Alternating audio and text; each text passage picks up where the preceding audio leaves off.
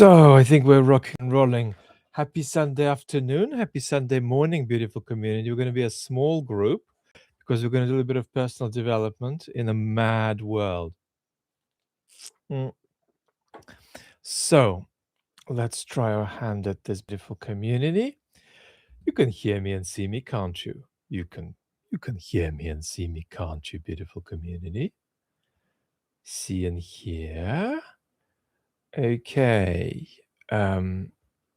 Let's scroll up and see what we've got. Hurricane. How do I put aside chaos and focus on things that matter? I have ADHD, quote unquote, high functioning, but in recent years, that functionality has been tested a lot. The current world angers me. Um,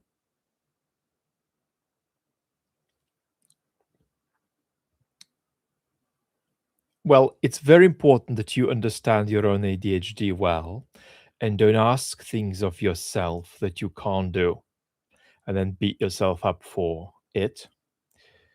Then you also have to accept that there are going to be a lot of moments of dysregulation that are really hard to control.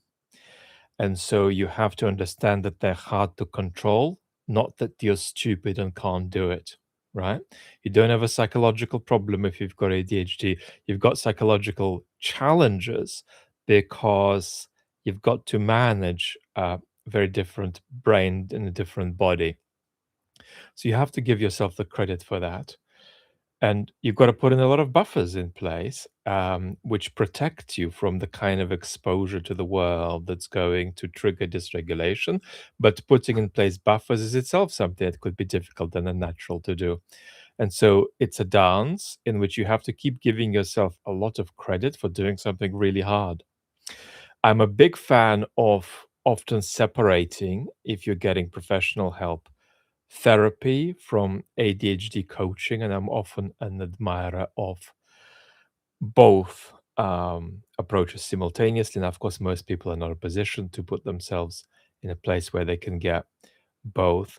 But I would say be realistic about yourself, give yourself a lot of credit for handling a very complex brain and body,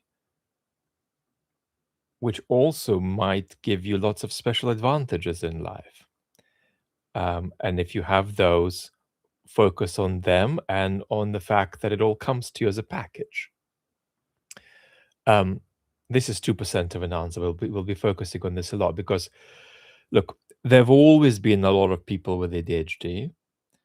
There is now debate as to whether we've suddenly got a lot more or whether we are just diagnosing more. And the answer is both, in fact. And we'll talk about that on other occasions, I'm sure.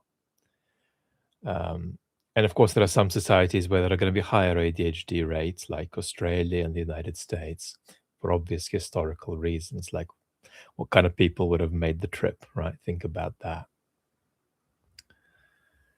Are people too dependent upon being able to rationalize goings on in the world within a sensible, comprehensible framework as a necessary condition for personal stability?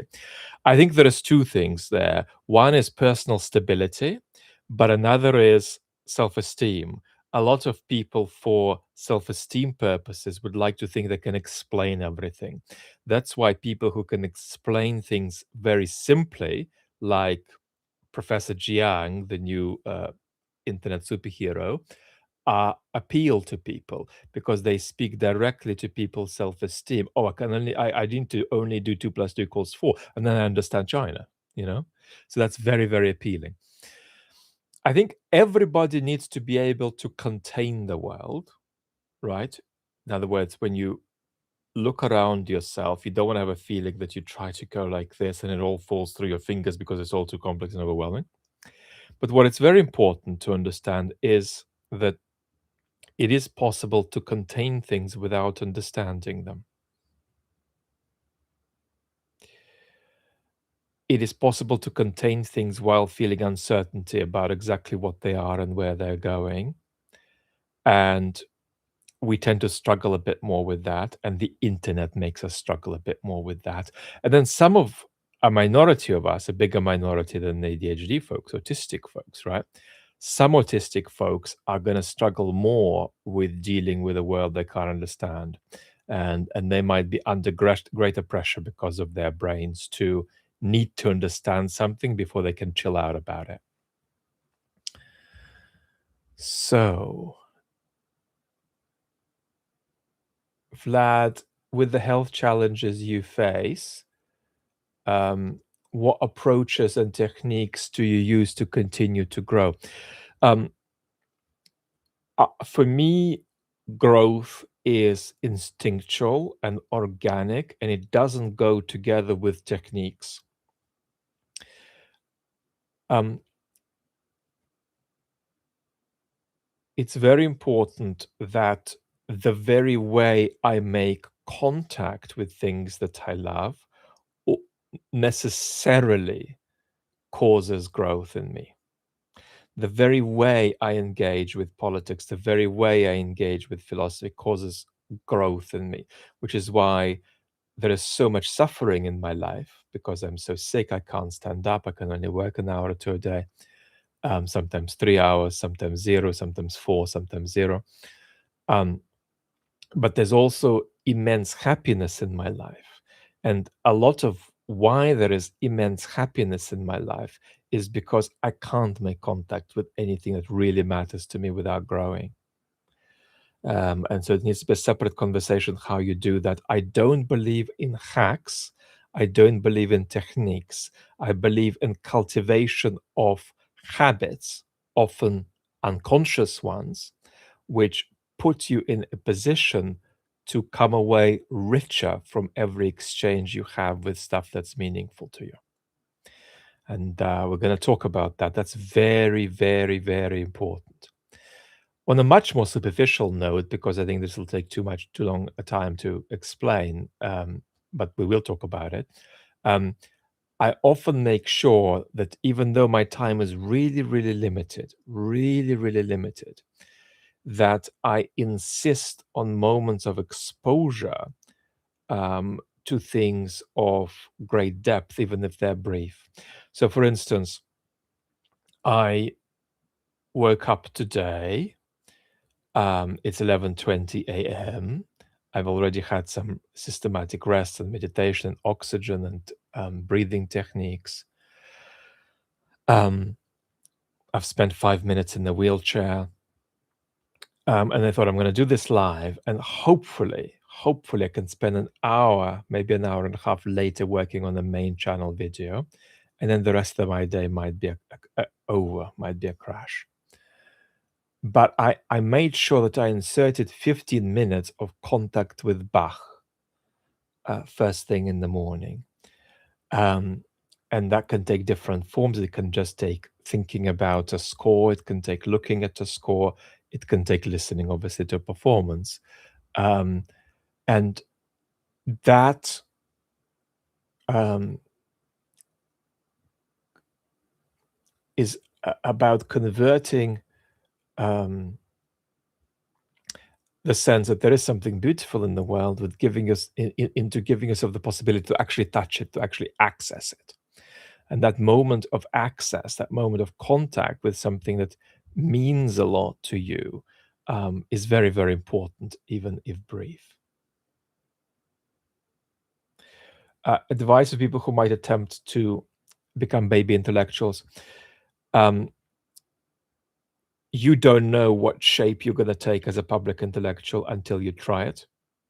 Figure out if you're going to be a public intellectual and an intellectual separately, or it's just going to be one thing for you, or you're not even going to be an intellectual apart from being a public intellectual.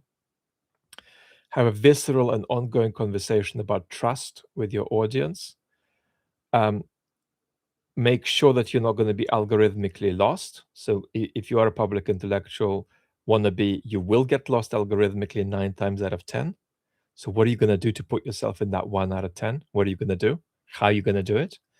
That's probably the single biggest question. And then 5, understand what it is that is missing. what it is that an audience needs, not wants commercially in the way that the algorithm will deliver, right? My audience wants Putin collapse. My audience wants to say that Ukraine has got some amazing, great victory.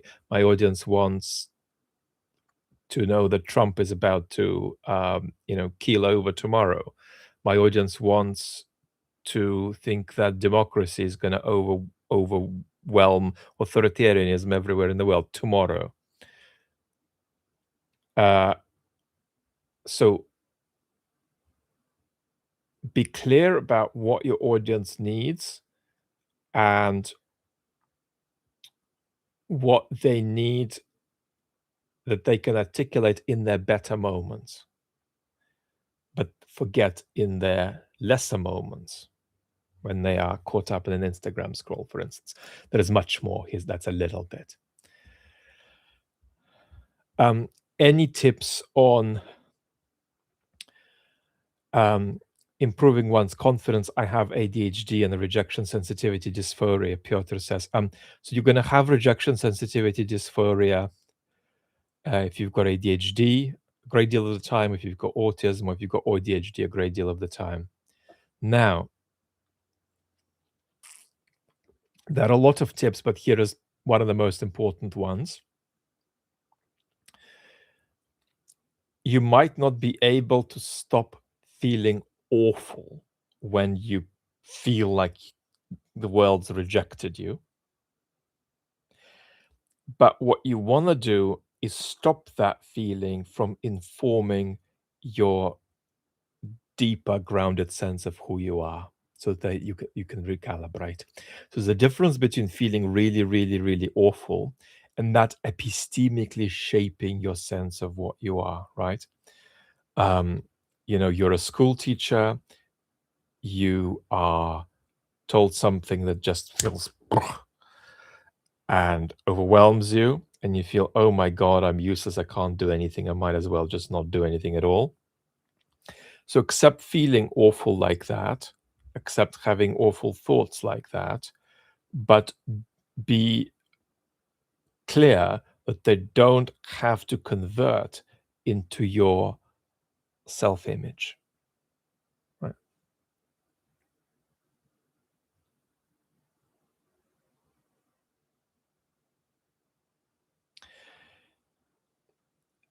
Jake Beck, I appreciate everything you do. I'm going through a divorce.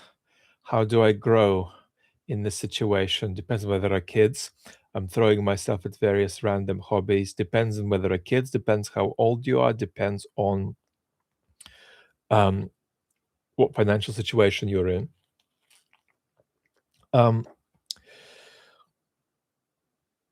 It's very important that clearly one or two people were not able to give what they needed to give or receive what they needed to receive in that relationship. It's possible that's because one or both people were not able to be themselves or had certain challenges that needed to be worked on. How do you not replicate that, right? So the non-replication of the pattern is absolutely vital, but it's not something that you can just wake up on a Tuesday morning and say, oh, no, I'm not going to do it anymore. It's a complex process. It can take a long time to arrive at a sense of this stops now. It could be some pattern that was part of your life. This stops now. Also understand that big stuff takes time for human bodies and human brains to process.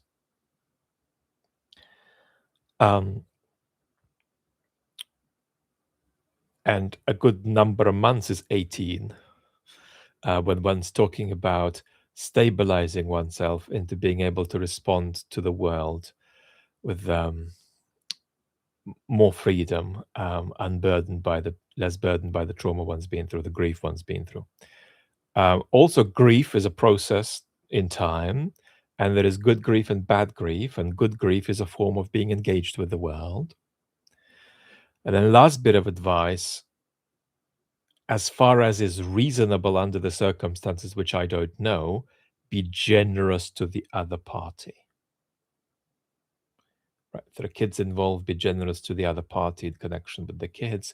If there are not, be generous to the other party as much as is reasonable. That will make you feel better about yourself too.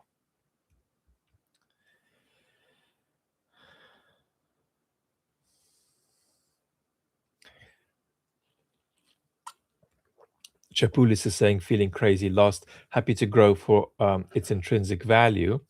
But with all the AI craze, I'm not sure where I can pivot um, for the food in the fridge. The incentives are aggressively anti growth.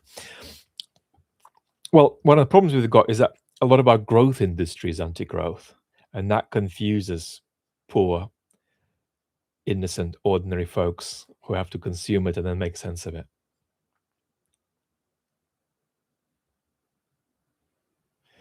Do you think we can improve our power of will? I'm in the process of reading The Ethics of Authenticity by Charles Taylor, presumably, and I find a constant fight with my mind to keep my attention on the page. Um, we can improve willpower, but you can't will your way out of the limitations or possibilities of neurodiversity, and it's wrong to do that. It does a bit of violence to you, makes you feel crap about yourself because you're putting yourself in a position where you're trying to do something that you can't do, and boom, you're going to punish yourself for it. So what you want is to find workarounds that are helpful to you. So how would Chuck Taylor feel if he discovered that instead of reading the ethics of authenticity, you were doing some woodwork and listening to it as an audio tape? I think you'd love it and know that, right? That's okay. So always explore what is the easiest format for you to consume information. Secondly, there is good willpower and there is bad willpower. So, for example, I can't stand because if I even semi stand while leaning on a chair and having my feet touch the ground, but also having my bum on my bed on the wheelchair, even that will cause me 3 or 4 days of suffocation to the point that I'll feel I don't know if I'm going to live or die. This is about microvascular damage. It's not about willpower. I don't want to will myself to stand because that's a misunderstanding of biology in this case, right? And it's going to not be good for my mental health. On the one hand, on the other hand, if I open a book of Nietzsche and I don't have ADHD, and I will myself to stare at a paragraph for an hour, that could be immensely fulfilling for me. But I'm not asking myself to do something I can't unless I'm doing it when I feel too ill and when my brain's too inflamed. And then I, like you, would be asking myself to do something I can't do. And that would be useless because in that moment, I would either need to rest in darkness, or if I'm actually not that unwell, I could actually just lie down and maybe consume a simple podcast and so on. Right. So, okay, that's enough.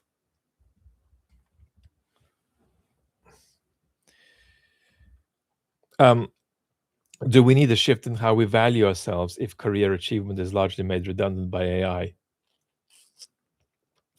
Well, it depends what kind of redundancy you're talking about, Darcy. If it's redundancy, as in you're out and you don't have security, that's one thing. If you're in and you have security, but your job has just become a bit more menial because of AI and it's a bit more boring, then one of the questions is, what are the different things that fulfill us in the world? And professional fulfillment is one very, very important form of fulfillment, but it's not the only one. It's just not. There is also family, love, parenting, friendship, um, passions and hobbies that are not professional, from walks to fishing to, you know, getting geeky about rock music. Um, What you've got a problem with is if 70% of your fulfillment comes from your work and then suddenly it's gone down to 20% and you haven't substituted it with anything else. That can feel very, very decentering. But uh, almost nobody's job is such that they can no longer make sense of themselves if it stops giving them the meaning they used to. They can still have, you know, a possibility to retain a sense of themselves and a sense of how else they can pursue fulfillment professionally or elsewhere.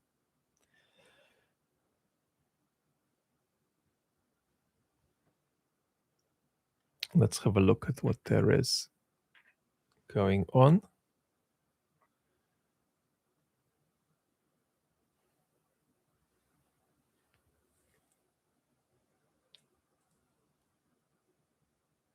Good morning, good morning, good morning. Good afternoon. We're mostly European, I think. We're a small group, mostly European, because we're at such an unusual time.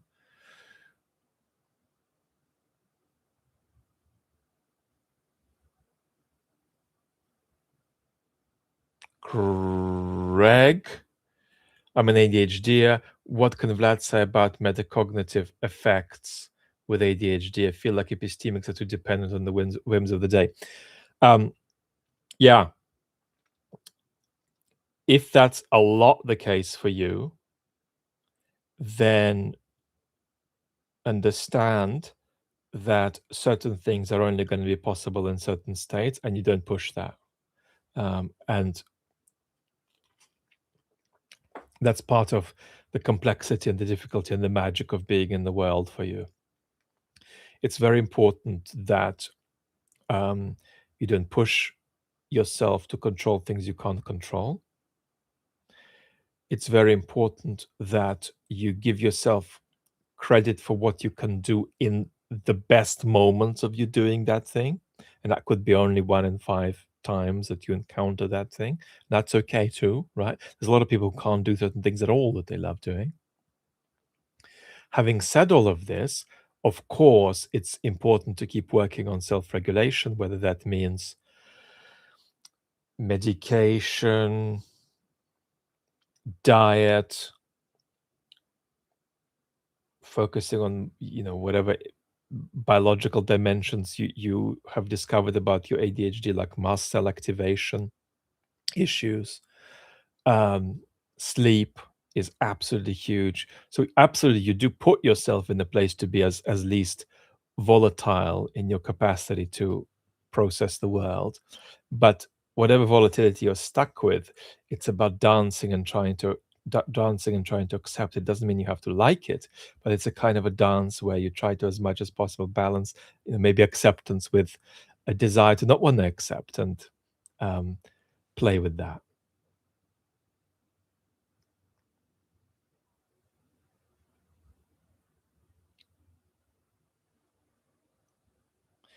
Not talking about the war today, just personal development questions. What role do mindfulness and meditation play in growth in a chaotic world? So, funnily enough, a few ADHDers have asked questions, and meditation and mindfulness can be difficult and nigh on impossible for some neurodiverse people. Um, I believe they play an enormous role for a lot of people, but not everybody needs it. And then it's hugely personal what works for you. So it's nearly impossible to say this is good, everybody should do it. It's really about saying for some people you don't need it. Other people, they need some version of it, but they need to discover what it is.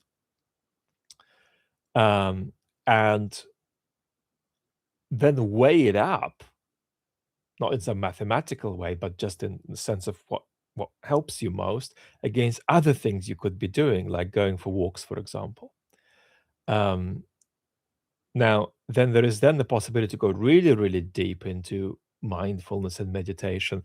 And that then creates a situation where it begins, for a lot of people at least, rocking your sense of who you are, because you end up in these states where your senses, even though that's itself an illusion, but your sense is that your sense of self is dissolving, and maybe in a good way. But that only happens if you are a very systematic practitioner of, you know, Vipassana or God knows whatever it might be. Now, I have meditated roughly twice a day for almost a quarter century. So I'm going to share more insights about that. And you see, it's interesting. I don't look like a meditating type, and I probably wouldn't be if I didn't have the health issues I have.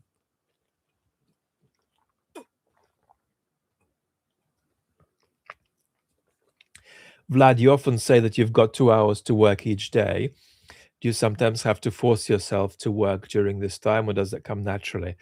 Um, Both, because it can be natural to also force myself. So I would say 1 in 3 lives, 1 in 3 chats, I feel so ill that I'm borderline not able to do it, but I just get through.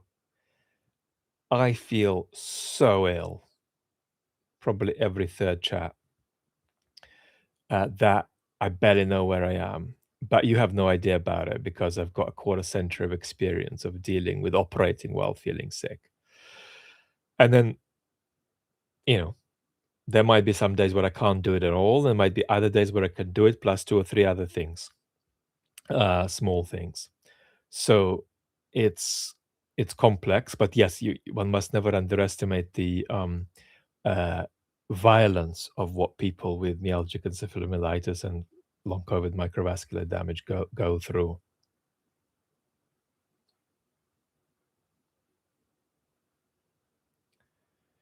I'm asking, Newtonify is saying this question of you, Vlad, from a position where I unfortunately can't control my periods of productive. That can be wonderful, um, because the very best periods of productivity are periods of productivity where you find yourself losing yourself in something, not even being entirely clear how you entered into it. That can be wonderful. But we all live in the real world, and sometimes we need to get something done between 4 and 5 p.m., and that's non negotiable. So there is a problem there. Now, if you are neurodiverse, it may be that you've got a huge professional challenge there because you can't do something 5 to 6. And then the question is it possible in the context of your work to build in some systems which allow you to do things on your time? A lot of neurodiverse people can do, in fact, more than neurotypical people, but only on their time. You know, they can do on a Tuesday afternoon 3 days worth of work for a neurotypical person, but they can be paralyzed for 2 other days.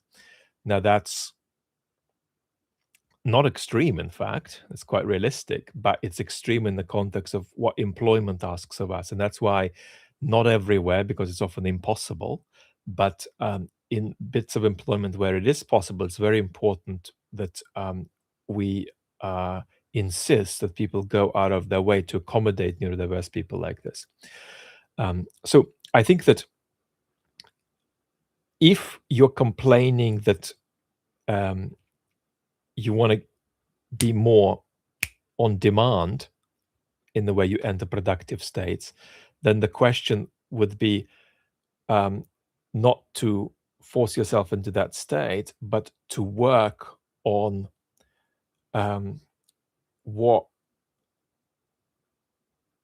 conditions are that lead you to being in that state and whether you can recreate them. That could mean having a cup of coffee for 15 minutes, you know, in silence by yourself. It could mean just closing your eyes for 2 minutes and doing a breathing exercise. It could mean, you know, putting yourself in state, especially if you're doing this at home and it's not in the middle of a work environment. Um, you can control this much more. It might be that you have a cigar in the garden before. So focus on not forcing yourself into that state, but creating that kind of whatever it might be for you, that pliancy that can then get you closer to the state you need to be in to be productive.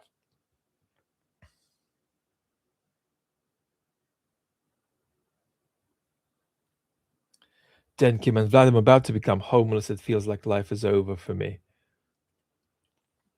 Um, a bet. I don't know what that means. That there's different levels of disastrousness to becoming homeless. So I don't fully understand your predicament, but um, things are possible that understandably feel completely impossible now. And new versions of things you want that feel impossible now are going to be possible in the future. And it's okay to feel like you can't touch that. The fact that you can't touch that does not mean that that's not there. Chrome, Dome. Vlad, I'm 70. And in this, I'm in a distressed state. I have a spinal cord injury that leaves me in chronic pain 24/7. Doctors have no answers except narcotics. I keep thinking of you and the end game. I'm very, very sorry about what you're going through. You don't want any cheap advice of a medical kind from me. Um, it's very, very, very, very, very, very, very difficult to be you when you're suffering 24/7. It's not just hard to do stuff, it's hard to even be yourself. And that feels like a huge, huge loss and a great injustice. And even within that extraordinarily challenging state, it's important to have access to the thought that that is part of life too. This is life giving you something you don't want. The fact that I can't stand at all is life giving me something that I don't want. The fact that you're in 24/7 chronic pain is life giving you something that you didn't want. But this is part of life too. It's an event in life. It's not just a complete cessation of your life, although it is that to a great extent as well. So these are my bigger pictures reflections. Otherwise, I'm just sending you a big hug and I'm really sorry. Really sorry. Vlad, do you have advice for navigating authoritarian politics impacting careers in public service? I would say 50% of my consulting is currently about that. It's people from institutions, people from um, national institutions, transnational institutions saying the Trump folks did that, and now that's happened in my work. And what the hell? What the hell do I do? So yes, this is a huge, huge, huge issue. Huge issue. Um, it raises questions about ethics. It raises questions about career planning. It raises questions about obviously uncertainty and security and even where geographically you should be. So this is huge, huge stuff. But there are no generic answers there. All the answers there are extremely particular, extremely personal. But oh my God, you're going through this, you're not alone. We have got an absolute epidemic of people globally going through this because the authoritarian wave is just shaking up institutions. It's shaking up um, everything from the NGO sector to the international financial institutions. Everything is experiencing an earthquake, and everyone, including people in positions of leadership, are freaking the F out and losing their shit. Understandably, but also there is possibility to handle this turmoil and this earthquake better always.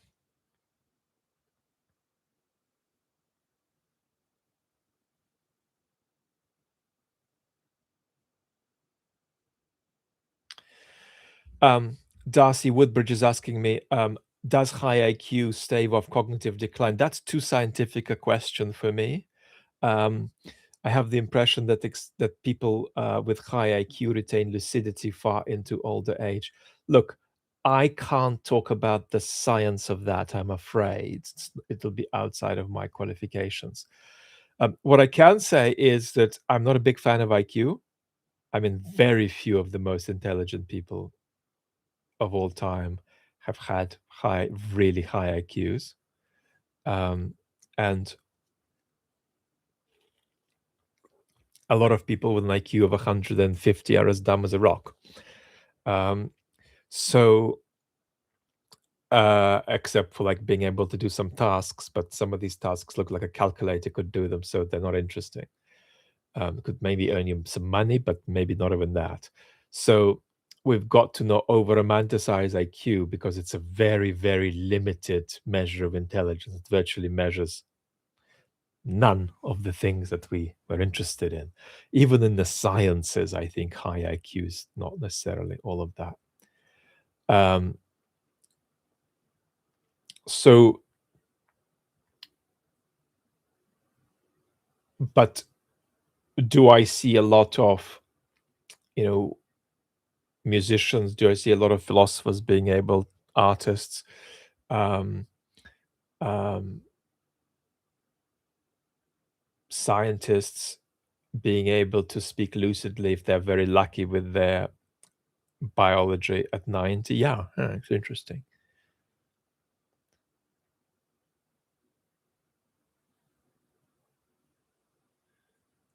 Frederick, I'm so sorry about the tinnitus you suffer from. And I really do hope that yoga and meditation help you. And if they don't, you find things that do.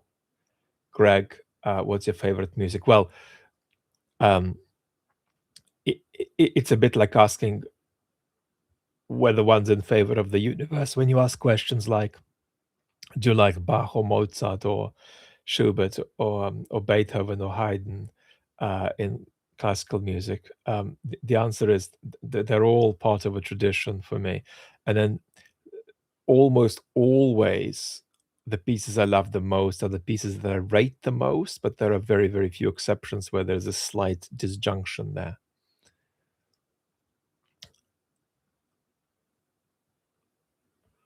What advice would you give to a 25-year-old guy in these times?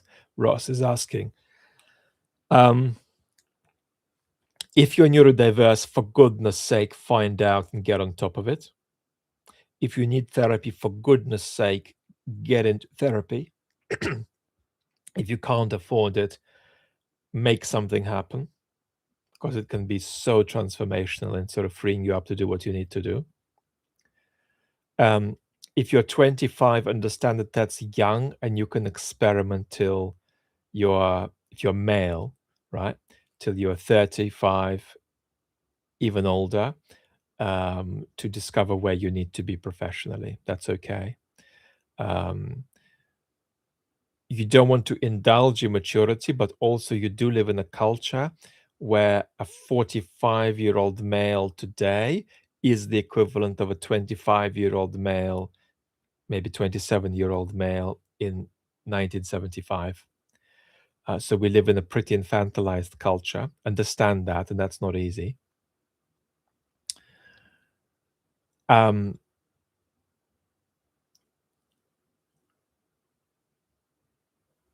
if you're floating in your romantic life, analyze why and see what you can do to snap out of these patterns so that you can feel grounded and you can hold somebody and be held and give and receive.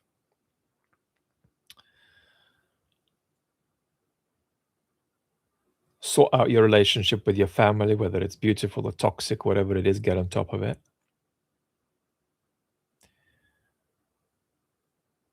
Do what you need of the stuff we talked about above to get yourself into the right mental and physical state with meditation, physical exercise.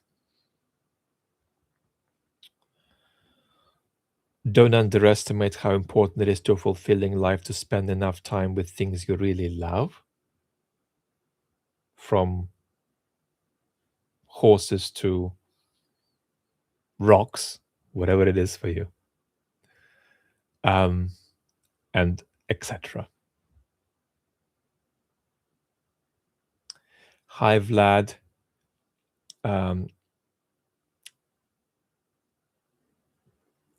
Kisakatin Hanta. Tib tips on how to deal with anxiety when your capacity to take on projects or go outside is limited due to illness,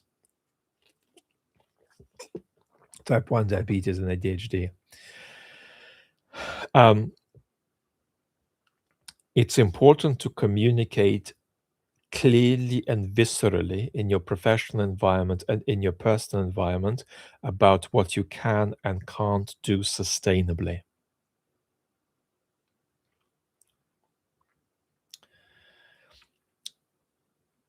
Then it's important to focus on magical thinking you have about what you can or can't do that might not match reality.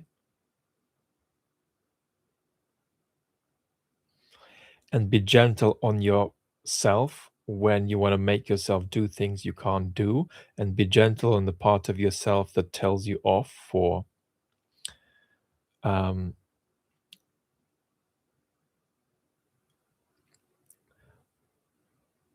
forcing yourself to do things that you don't want to do.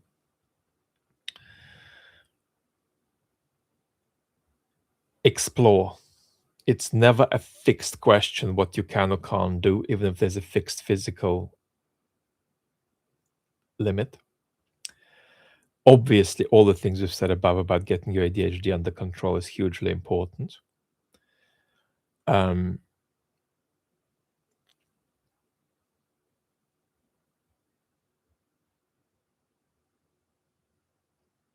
Obviously, you're at your most productive when you're at your least anxious.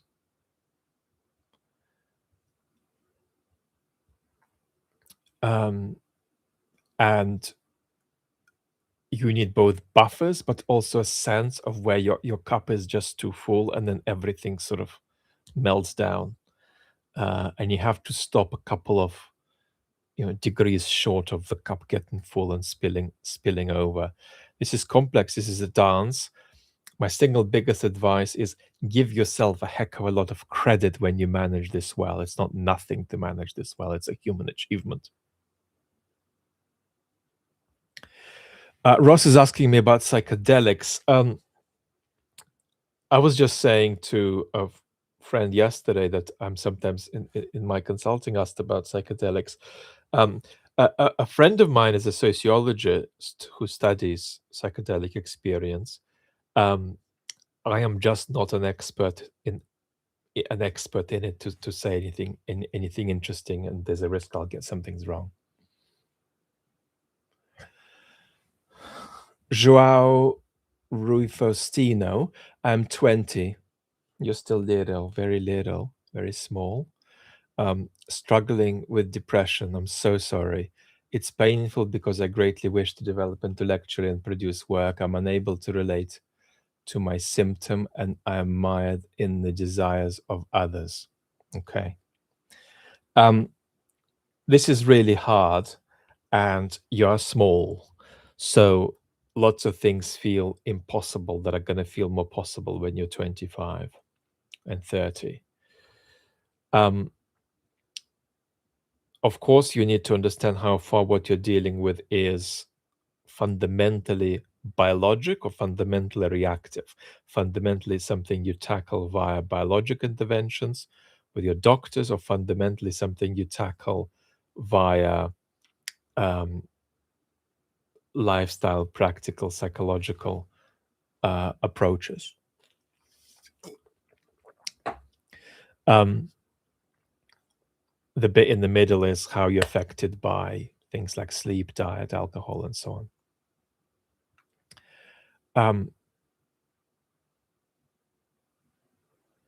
The question of acceptance is very important. How do you begin accepting yourself? To accept yourself, you need to have a sense of who you are. Otherwise, there'll be nothing to accept. And being accepted is connected with forming meaningful relationships with others who help you accept yourself by accepting you in some ways before you accept yourself.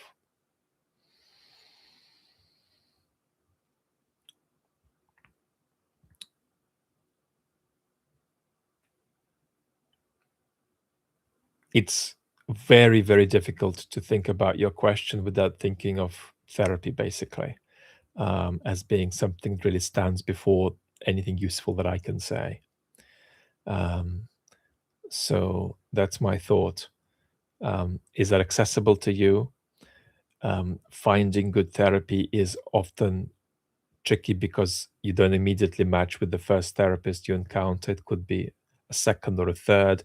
If there's an organization that you contact, um, psychotherapeutic organization, they will often do an assessment and match you with a therapist that works for you. So I'm a huge advocate of that. If you can possibly get access to it, um, that would really be my number one piece of advice. I'm sorry I can't give more.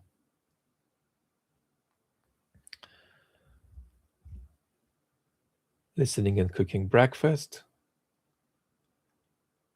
How do you accept your limitations? Got diagnosed as a child with several mental disorders, 20 plus years of therapy. I've achieved independence. I'm grateful for that, but seem to have hit my limit.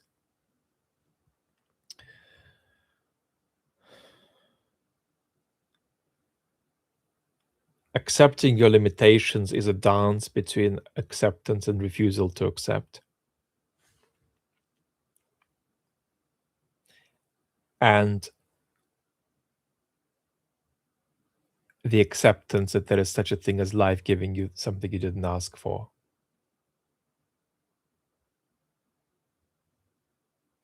Piotr is saying huge ADHD turnout. The number of people with ADHD statistically is probably much higher than the number of people with ADHD according to our latest formal statistics. So circle back in 2050, please, for more official statistics, and they're going to be much higher. I mean, we're really talking about a very large percentage of the population. I did an analysis yesterday, beautiful community, of the last 33 contacts in my WhatsApp. So these were the last 33 humans I'd messaged or received messages from, and 55% were neurotypical.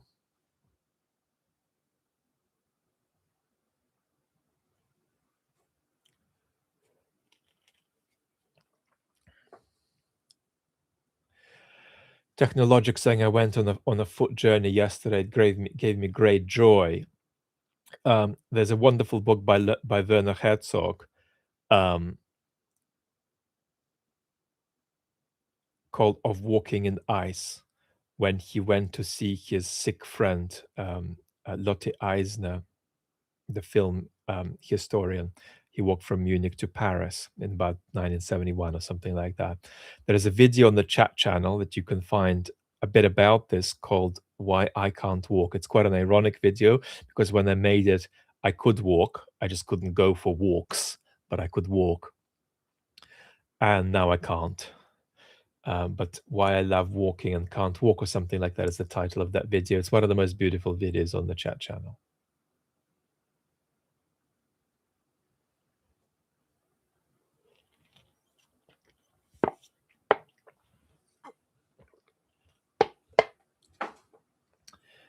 Um, my thoughts on Chekhov. I need to refresh myself a bit more on Chekhov's plays, which I haven't encountered in a long time and in a very, very long time in person. Um, I'm also, however, an admirer of the perfection of his short stories. Um, what was the last breakfast Bach you listened to? Oh God, probably I listened to a recording of the Goldberg Variations is the last Bach I listened to.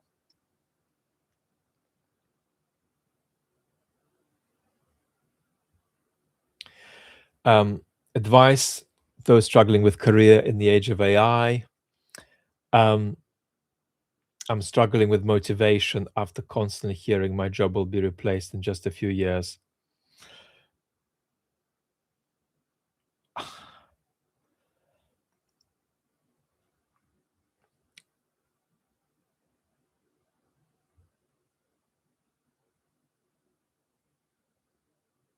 This is a question about what you find professionally fulfilling that might be captured in a way that is not dependent on one particular job or um, a particular way of doing one particular job. That's a very, very difficult conversation because it cuts right to what is democratically central for all of us, which is that people feel a dignity of labor, which we've largely lost. One of the reasons we have this democratic crisis is people don't feel that they're part of something bigger when they do their job, basically. It's huge. It's a calamity for democracy. We need a big public conversation about this. Obviously, we need a big public conversation about the role of AI here.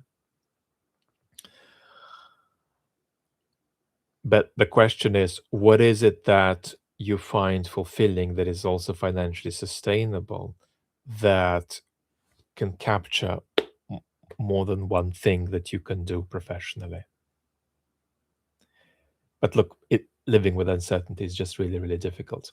Let me scroll to the bottom because I might not be able to take all the questions, but I'll try to hit as many as I possibly can. Um, let's take quickly some fan stuff. Hi Vlad, lots of love. Um, Kisaki Tanhata, thank you. Custom Juice. Hi Vlad, lots of love. How do you address the weaponization of therapy speak? It depends. I like good therapy speak. I don't like bad therapy speak. Good therapy speak is great. It's one perspective, one interest of explanation. That's very, very important. Um, I'm also a convert of the idea that different modes of therapy work better for different people. I'm not of the view that uh, psychoanalysis, for example, is right for everybody. I'm not one of those people who thinks that if everybody did psychoanalysis, things would go a lot better for everyone, even though I'm a great admirer of psychoanalysis. And I do think that essentially psychological explanation for me is psychoanalytic explanation. But that's not the same question as which mode of therapy works better for different people. Um, so there is a problematic therapy speak that turns people into victims. And that we do have a big problem with. And it's not just a cultural problem, it's a problem that's affecting therapy itself, where people are shedding agency and responsibility because they capture their experience as the experience of somebody being sort of blown about by various factors of structural disadvantage. So that's a problem.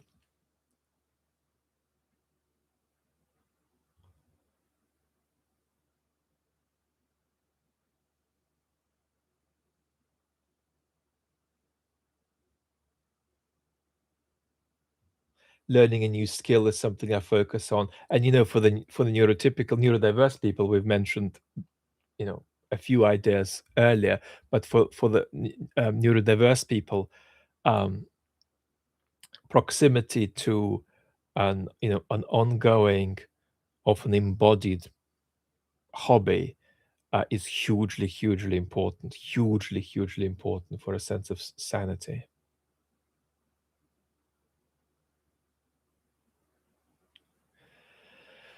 Um, broadening political knowledge after Plato.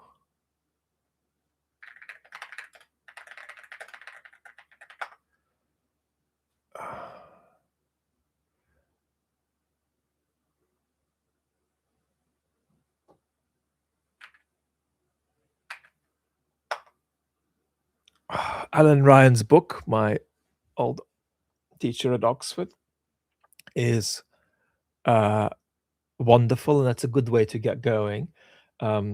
Something else you could, funnily enough, probably do is read some Isaiah Berlin.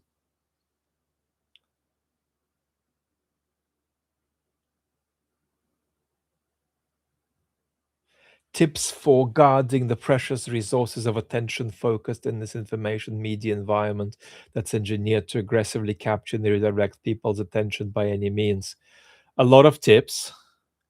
I'm preparing, and everything I say like that takes 700 times longer because of my health.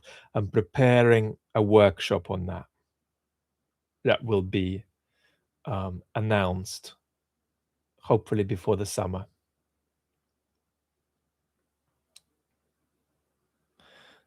Northern Hemisphere summer.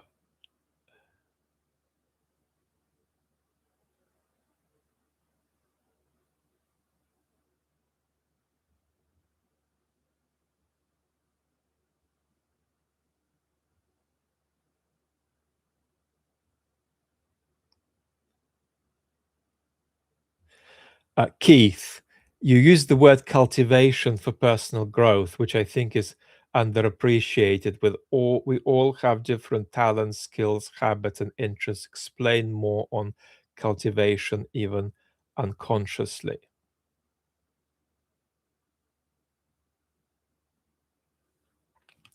So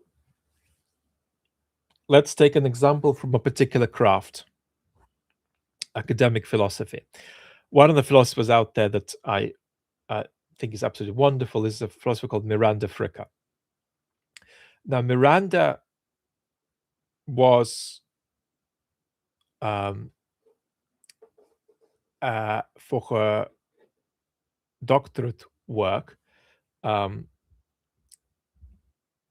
a bit engaged with Bernard Williams. So she was a student of Bernard Williams. And even though she's a very different kind of philosopher to Bernard, and of course it's unfair to compare people to Bernard because Bernard was a genius, or at least a low-level genius. What Miranda has got from Bernard is a set of philosophical habits. What does that mean? She has a sense of when to go faster, when to go slower. She has a sense of when to give an analysis and when to give an analogy or an image or a story or a genealogy. She has a sense of when to anticipate an objection, when to ignore an objection. So this is already beginning to feel like either something you can convert into a natural analogy, like climbing a wall, or an artifactual analogy, like driving a car, you know, and just moving the gear stick without everything jerking all over the place. Ideally, these set of habits that Miranda has inherited from Bernard are habits that you can cultivate. You can get better at when to stop, when to go. You can get better at when to reach for there and when to sit still. You can get better at knowing when to hurry up, when to slow down. Notice that this, you asked cultivation about cultivation that's unconscious, Keith. Notice that that kind of improvement is mostly going to happen unconsciously. Strangely enough, you might be surprised by me saying this, but a very good analogy for how you can improve as a school teacher, as a lawyer, as an academic, is if you look at sports people. You know, think of your own sport, right? Erling Haaland, the Manchester City striker, in a way that's not sufficiently talked about in public, is not as good as he should be at finishing goal scoring opportunities. People often criticize him for not connecting better with the rest of the team, something he's kept on improving on, but is actually not converting enough goal scoring opportunities. So what is the hell does he do about this? I wanted to be a football coach when I was a teenager. What does Haaland do about it? The first thing that Haaland already largely understands unconsciously is how far he is a mechanical finisher versus how far he is an organic finisher. If you know about football, Pippo Inzaghi, Robbie Fowler, Ian Wright are organic finishers. Alan Shearer, Jürgen Klinsmann, Fabrizio Ravanelli are mechanical finishers. It's Haaland is not actually clearly neither of these boxes. To what degree is he in each box, and how does he cultivate his capacity to convert a greater number of chances? For the organic finishing, the natural kind of finishing, it will be more a case of losing oneself in instinct and minimizing self-consciousness. For the mechanical finishing, it'll often be working on what it is that your mind thinks when you have a chance to think for a moment or two. So, for example, these people I mentioned, Alan Shearer, Jürgen Klinsmann, were great finishers when they had a minute to think. Robbie Fowler was a great finisher when he didn't have a minute to think. So, what is it that happens in your head that can be made better in that second when you get a chance to think? And there needs to be a very organic connection between what you think in that second and your calf, and the tension in your calf, and your pinky, and how your toes feel in the boot, and the level of tension and relaxation in different parts of your back. Control over most of this, even though we're talking about a thinking striker's finish, is still going to be unconscious. So all of that, because it's so visible to us, it's always on the screen, and because it's so widely debated, everybody left and right talks about, Haaland's performance because he's a football superstar. We can actually look at sport and translate quite a lot from it, right? You can genuinely learn quite a lot from Cristiano Ronaldo that can make you a better school teacher. So that's partly an answer, partly a tease of things we have to talk about more. If you had a viable option, would you move out of the Baltics? That's less personal development, more politics. No, I wouldn't necessarily run away from the Baltics, because if Putin challenges Article 5 in the Baltics, which is, I think, is much more possible than most experts who are skeptical allow, he's not going to do it by simply taking over all of the Baltics.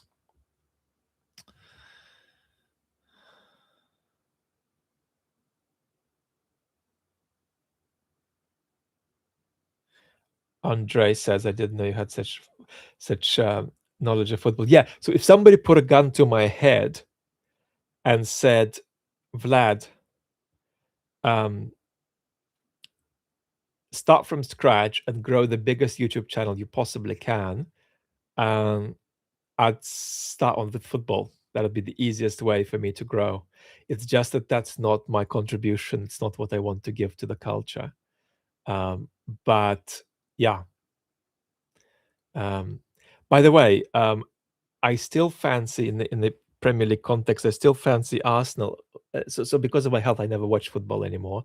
But I have such a deep base of engagement from years back; it still sustains me enough. But I have been thinking for several months that Manchester City have a good chance of coming back on Arsenal. So we're going to see what happens. We're going to see what happens today. My little sister is an Arsenal supporter. Isn't it, Annie? I think she's probably not watching, but if you're watching, darling, may the force be with you tonight against Manchester City.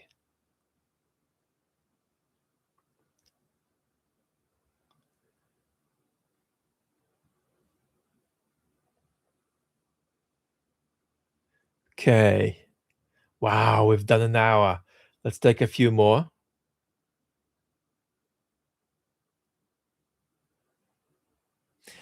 Speaking of what one is good at and personal development, how do you discover what one's good at? Andre is asking, and what one should pursue. If you're young and asking this question, then um, obviously part of the answer is if you know, you know. If you want a trick, and I'm not a big fan of hacks and tricks and techniques, but ask in writing or systematically in person your teachers, your employers, and your closest friends who you feel know you the best. How do you see my strengths and my weaknesses personally and professionally? I promise I won't be hurt or get angry at you for you being truthful with me. If you're truthful with me, whether that's to elevate me or to be a bit critical, I'll take it as a gift and then collect that feedback and reflect on it.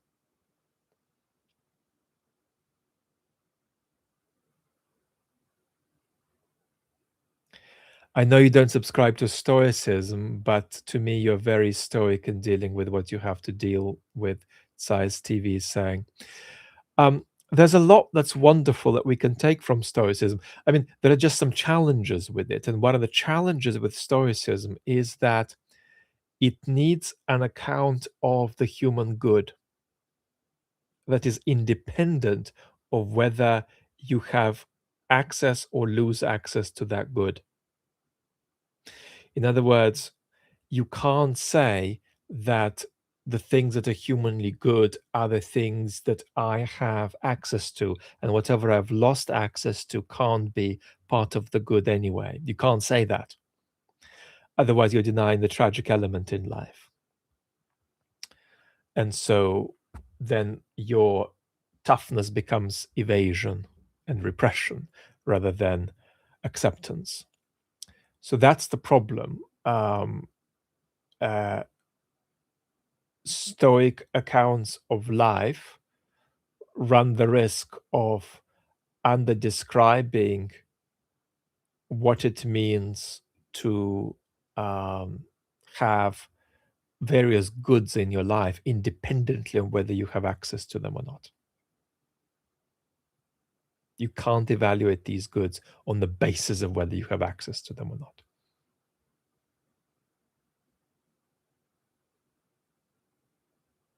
Calamay, I'm struggling with your questions a bit too rich and big.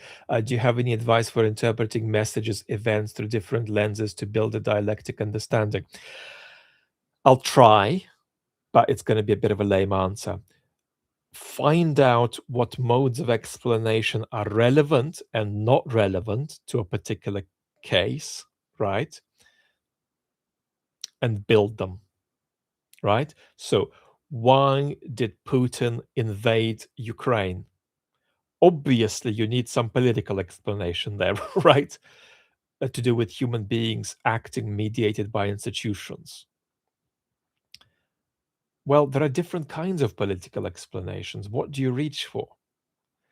Immediately, you're going to encounter some buckets. A lot of them could feel like they're quite artificially constructed. You could have some buckets in the field of international relations. Are any of them useful? You could have some buckets in the field of Russian uh, uh, uh, country expertise in the realm of, I don't know, comparative politics. Okay, do you take some things from there? Um, how much do you rely on sort of more personal accounts of how power works, right? How far do you bring in psychology? What kind of psychology? What do you psychoanalyze Putin? If you don't psychoanalyze him, what other modes of psychology can you deploy, right? Well, what about if you reflect on history? How far are things inevitable in history? Um, what kind of social explanations are there? I'm always big on social explanation as something we miss, we underestimate. Economic factors of various kinds, social forces of various kinds. Well, let's say you've put together 7 or 8 things. Well, what kind of vague package is there? What's on top? What's at the bottom? what's 14% of what matters, what's 44% of what matters, right? And my advice is make sure that that's always alive and an ecosystem for you rather than right? Um, One of the most embarrassing messages I've got recently is um, Vlad, I've studied physics, and physics has proved to me that neurodiversity doesn't exist. So stop talking about it. Right? It's a bit like saying, Vlad, I've studied Aristotelian metaphysics, and now I can prove that hot chocolate doesn't exist. Just a ridiculous cross categorization. Um, I'm IQ 135, Jan says, and I'm a forklift driver. Um, I was once in a taxi in Adelaide, South Australia.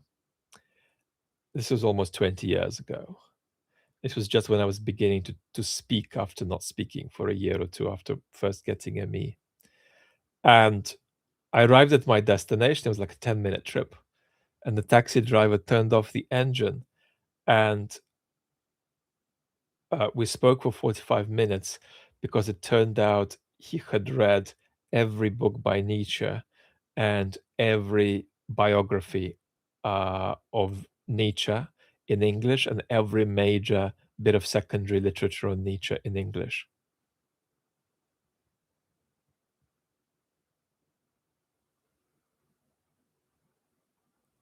How would you handle friends and relatives who refuse to grow where the same conversation can happen every time? Analyze why. Are they, for example, neurodiverse without being aware of it? Um,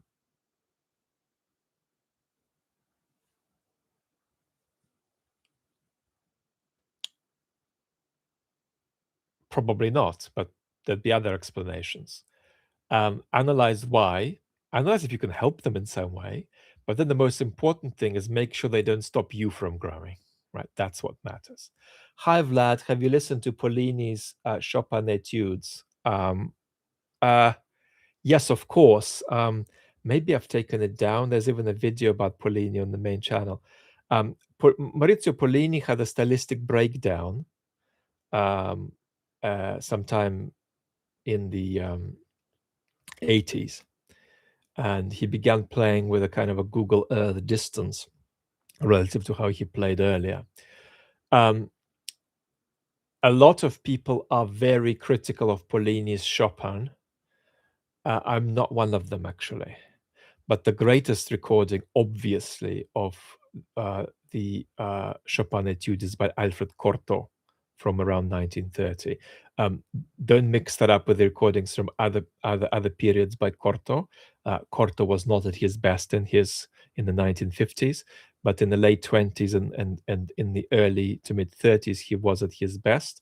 Find his etudes from there. That's the only truly great recording of Chopin's etudes.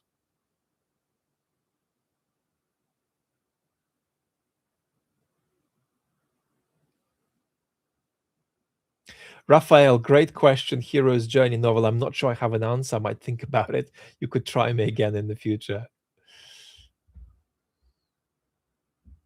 With the stuff going on in the world, I feel like a deer staring into blinding light and paralyzed. Not sure what my question is. So, I tweeted something earlier today or yesterday, and that is that we are much more liable to be traumatized by political events than any human beings have come before us. As I mentioned earlier, I am saying that seriously. I'm not saying this in the kind of, oh, we're a bunch of sissies. Um, uh, the explanation is actually not that we're a bunch of sissies and we need to pull our act together. It's quite a lot more complex than that. Um, Now, there are elements here that we've already touched on that a part of the answer. But one element, for example, is that in the modern world, more human beings expect that more of what they want is realized and given to them by life than humans did in 1880. And it's a bigger calamity for us if the world doesn't give us what we want. And that's just to do with the evolution of the modern sense of self. It's actually not something that Ricky 7344 can just meditate his way out of. It's a cultural context.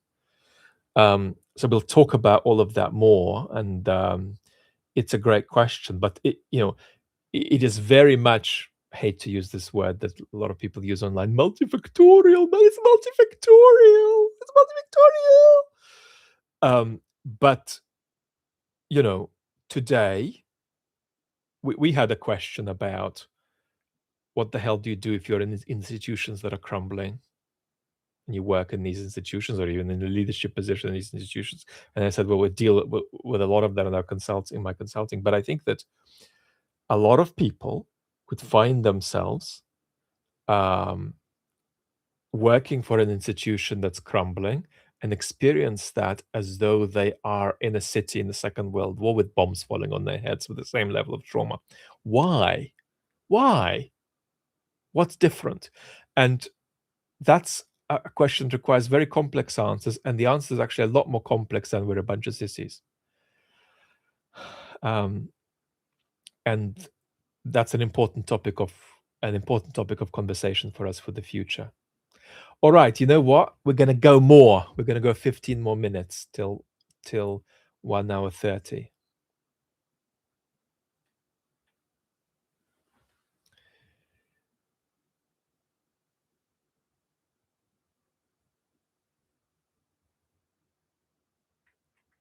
Are people like me, Zeiss TV, who prefer anarchy and disorder because they thrive better in it than most people, inherently more immoral or evil? No.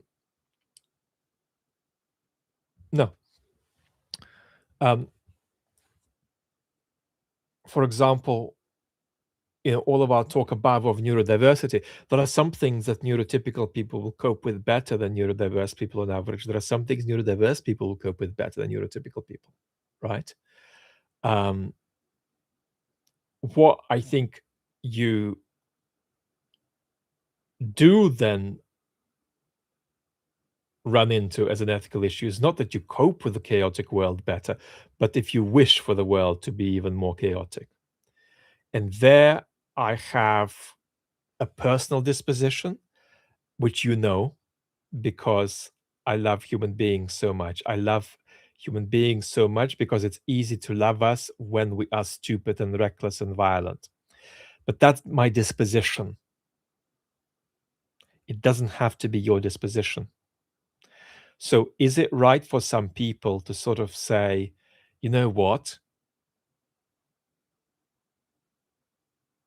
People deserve to lose their democracies. I mean, if you looked at my correspondence inbox, which is just brimming with thousands of messages, is there a lot of unfathomable stupidity there? Yeah, of course. But that does not incline me at all to say, look at these people. They're a bunch of chimps. It's hilarious if they lose their democracy because, look at them. They deserve it. But is that kind of attitude necessarily wrong? It is a different question. I just know it's very much alien to me. It's not mine. Because my attitude is an attitude I share biographically with somebody who had it on a much greater level than me, one of my heroes, and that's Beethoven. Beethoven had an amazing way of loving and being tender toward human beings while mocking us for all of their ludicrousness. And also, my humor works not by saying Ricky's smart and Bobby's an idiot. It more works by saying, isn't it hilarious, how limited and how funny Ricky and Bobby both are, right? So it's not. I don't enjoy the humor. Look at how amazing I am, and look at how stupid you are. My humor is look at how stupid we both are. And that's what sends me crying with tears of laughter. That is quite dispositional, you know? And while it is wrong to take action that causes the world to be a worse place, is it wrong to think, look at these people? Um, uh, they can't organize themselves for shit. Look at the climate crisis they've created for themselves. They're not going to do much about it. They're going to be punched in the face by it, already being a bit punched in the face by it. Is that not a case of getting what you've asked for? For me, not at all. It's completely not my psychology. How is a little girl in a country that's going to be underwater part of some pattern of asking for what you get? It's ridiculous. But it's not ridiculous if you think about it in some big picture way, if you have a different psychology to me. So that I don't mind. I don't mind a degree of misanthropy. I just don't share it. And it's a very central part of my um, commit commitment to my audience and my relationship with the world, that the more stupid and the more lamentable and the more pathetic and the more disgusting and the more ludicrously incompetent we are, that the more my love goes down for us. It doesn't. My love for human beings is exactly the same, no matter how violent or ignorant or dumb we get. But I don't believe that that is a conclusion you can sort of blast your way into via some set of uh, analytical propositions. It's a disposition, right? So that's, I think, where there is um, room for some genuine difference of sensibility. But what is wrong is if you act to accelerate the calamitousness of the world because you think people deserve it. That is wrong. Do not do that. And unfortunately, a lot of people are motivated to do that. A lot of people get off on destructiveness, and that's one of the really important things. Important not to underestimate about us.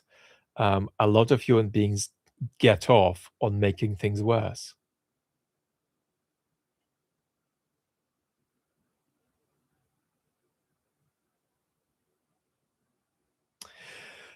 Michael, what type of diet are you on, Vlad?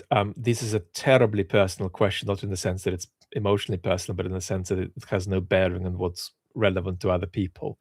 Um, so I'm on a diet that, on a good day, excludes um, dairy, wheat, and sugar.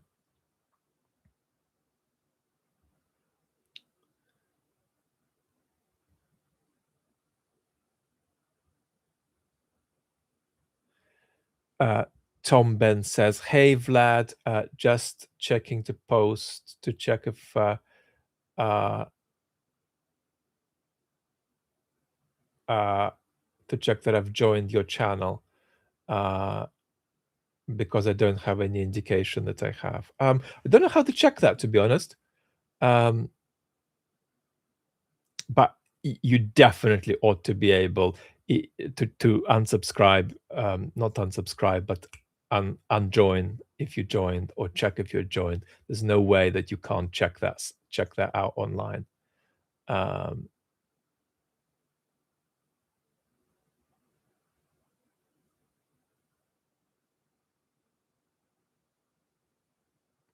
Let me click on your channel, see if I can see anything.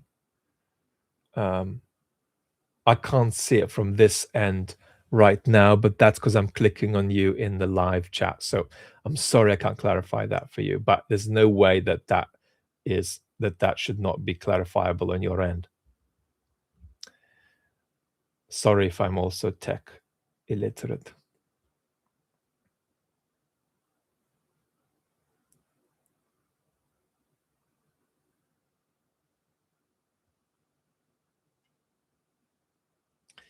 Thank you for your answers, Jakey. Beck is saying, hope you're not struggling now after the stream. That's so nice of you. Feels like even attempting to get a normal life is pointless now, Tinkinator is saying, given how bleak things seem. This phenomena of quiet quitting is becoming a global thing. So this is connected to the thought that I shared earlier about how, things falling apart at work feels like you're being bombed.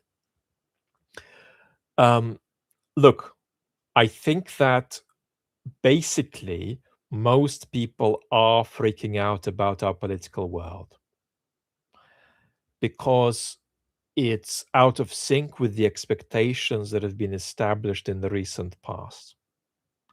Our world is still relatively good compared to the past in general. It's just that it's out of sync with our experience and the expectations set as a result of our experience in the recent past. So it's the comparison of the recent past versus the past in general. We are wired culturally to, not all humans, but we here are wired to set expectations based on the recent past, which for most people might be something like the relative period of stability 1989 till 2014. Relative to that, yes, stuff will hit the fan. Relative to, you know, what you find in the writings of Thucydides, we're having a lemonade in the park. So I believe that we need 2 more years. So we're really talking about, let's say, 2028 or 2029, when a lot of people who are currently completely disorientated, discombobulated by the world, will begin sort of settling into it and saying, okay, that's where we are. This is what's good. This is what's bad. This is what's getting worse. This is what's going to stay okay. So we're in a period of disorientation and decentering that will settle eventually. And once it settles, people will begin to talk to each other about the world more constructively, rather than just saying, "Mate, you freaking out? Yeah, I am. Well, me too. What are we going to do?" Um, Conversations after we've stabilized a little bit and grieved a little bit for the loss of this expectation set in the recent past, will be able to say, "Okay, let's begin settling into this. Do we have a roof over our heads? Yes. Is our window broken? Yes. Fixable? Yeah. Do we have a hole in the floor? Yes. Can we avoid falling into it? Yes, most of the time. Okay. Is it freezing? Is it not? Do we have a fridge? Do we not? Can we go out of here? Is it safe? Is it not? So we haven't done this kind of orientation. We're still in the state of going, so we haven't begun sort of steadying ourselves yet in our new environment. And once we do, we'll then have a fresh conversation. Because objectively speaking, what's happening to us now is that we're moving in historical terms from a very good period of time to a good period of time. It's just that a good period of time feels catastrophic to us. And then when the good becomes good minus and good double minus and even average plus plus, then I mean that feels like utter calamity. And I'm not taking the piss out of us. I mean that genuinely feels very difficult to people um, because our expectations are different. Um, but we will recalibrate a bit and we will grieve, and it'll be possible for us to engage in a more steadied way with what has been lost, with what is yet possible. But that needs time. People are still sort of up in the air. And that's partly why I'm here, because I know that that's our predicament right now. But it's not going to be that way always. We will settle down a bit more. Piotr, I'm so glad your meds help.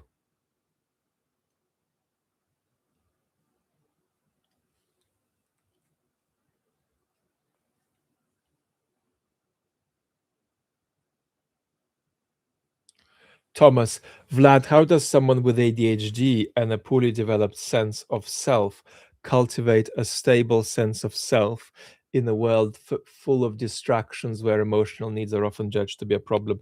Well, look, in a way, we've done this with earlier questions, but look, figure out if you've got ADHD only, if you've also got other neurodiversity, if you've got autism too. If you've just got ADHD, figure out the kind of ADHD that you have. You know, what's what are the primary drivers for us? How big is impulsivity for you? How does your impulsivity work? Make sure to do everything you can at the level of sleep, exercise, rest, proximity to habits you love. Do everything you can to make your study or your work less stressful. Over communicate about what your needs and what your capabilities are with people professionally and personally so that you're more seen. Celebrate yourself for navigating a complex brain. Go about the special advantages you have, right? Maybe you can process information super quickly the way neurotypical people can't. Go about that. Give yourself a lot of credit for that.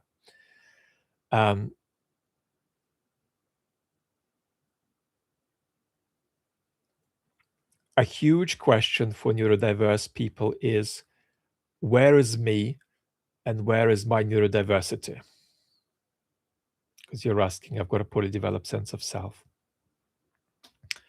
How do I find me in my neurodiversity? Is my neurodiversity what I am at core? Or is this some kind of, veneer beneath which you find the real me? That latter is false. It's not true. You are interpenetrated with your neurodiversity in what you are. But at the same time, it's not the case that everything your neurodiversity makes you do, every expression of it is what you really are. A lot of it will be just dysregulation. But understand that that's a difficult question. People who are neurotypical are struggling with authenticity here. Who am I, right? People in a neurodiverse brain are facing greater challenges in discovering their authenticity. But I do believe there's absolutely such a thing as authenticity for neurodiverse people. It just works differently. You have to explore it. It might be that there are certain bits of you that you can't integrate the way you want to, and you have to think of a more plural way about yourself. That's okay too. And of course, one important way for some neurodiverse people to discover who they are is via engaging ongoingly in activities that immensely fulfill them and stabilize them, neurologically and psychologically. Beautiful community. Thank you. I'm sorry if we missed your question. This was a great advantage to be a smaller group. I could take more of what you asked. Lots and lots of love. And we're going to be together again soon.